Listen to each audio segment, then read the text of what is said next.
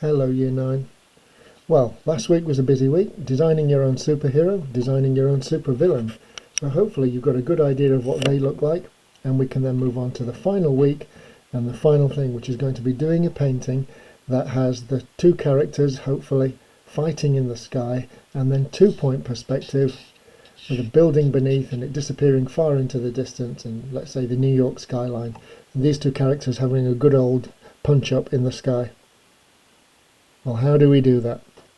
Hopefully you've now got a little bit of an idea of how we can do that foreshortening, and we do it largely by making the character exist in tubes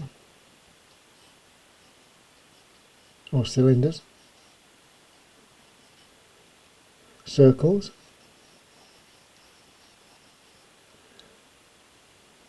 and cones.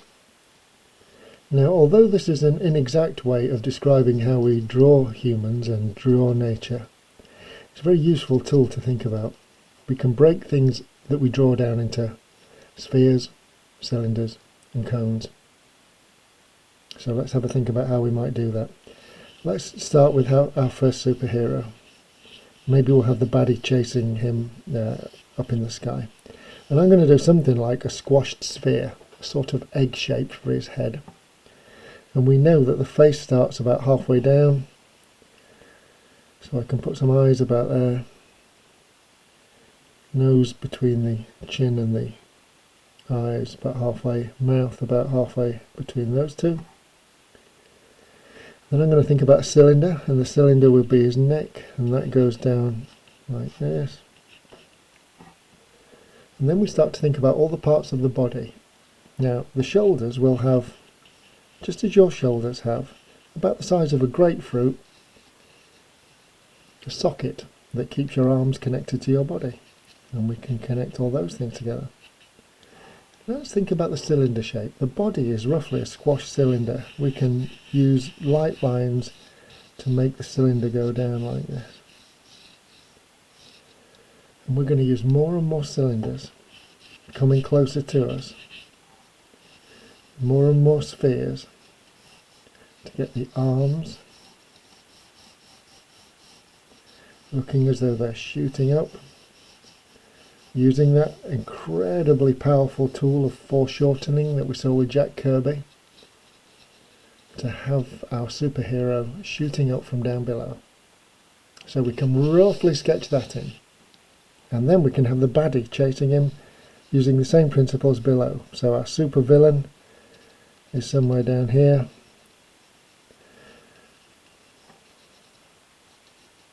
also using his supervillain powers to come flying up from below,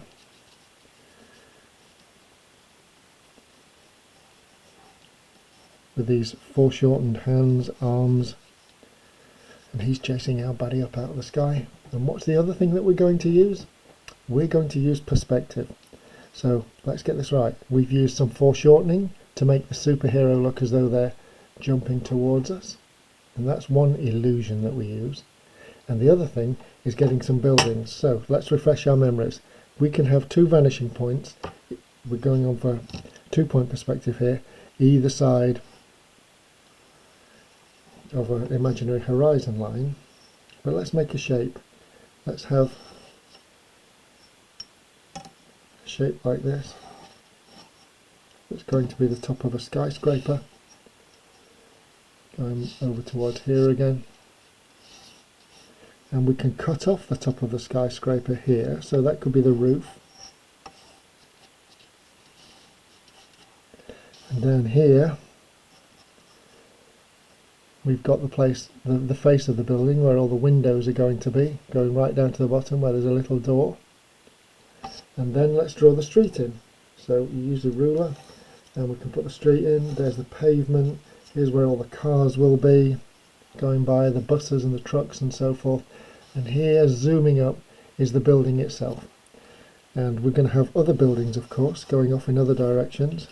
But here is our superhero, whatever yours is called, you know, with his great superpower or her great superpowers.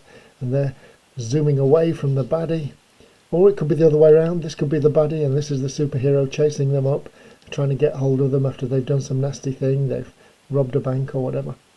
And so we're going to have these two characters jumping up, and we're going to have the building falling away. So really what we've got down here is, let's say that's a big car. Even down by the door we could have a little tiny person. The doorman of the building is looking up thinking, is it a bird? Is it a plane? No, it's Superman. He's tiny, tiny, tiny. He's not even as big as our superhero's finger, who's just pointing up like this, or his thumb that's coming up like this. He's teeny.